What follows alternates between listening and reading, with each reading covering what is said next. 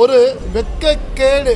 ஒரு அமைச்சர் பொன்முடி ஒரு இந்து தர்மத்தை கேவலமா பேசக்கூடிய ஒரு அமைச்சர் இன்னைக்கு நம்மளுடைய அரசாங்கத்தில் இருக்கு. நம்மளுடைய அரசாங்கமும் அதே மாதிரி தர்ம துரோகிகளையும் இந்து தர்மத்தை அவேளமா பேசக்கூடியவங்கள தான் அமைச்சர்களா வச்சுட்டு இருக்காங்க. எல்லாம் ஓசி ஓசி ஓசி அப்படின்னு சொல்லி பெண்களையும் கேவலப்படுத்தின பொன்முடி சமீபத்தில் நம்ம இந்து தர்மத்தை ரொம்ப கேவலமா பண்ணியிருக்காரு.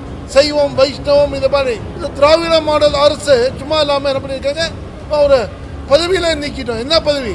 கட்சியில என்ன பெரிய ஒரு பிரைம் மினிஸ்டர் பதவியில் இருக்காரு, இந்த கட்சியில் ஜனாதிபதி பதவியில் இருக்க கட்சியில நீக்கிட்டோங்கிறதுக்கு அவரு இதே உண்மையான திராணம் உள்ள அரசாங்கமா இருந்தால், அவங்களுக்கு தைரியம் இருந்தா, இதே அரசாங்க தைரியம் இருந்தா பொன்முடியை கைது பண்ணி ஒரு அமைச்சர் பதவியிலிருந்து விரட்டணும்.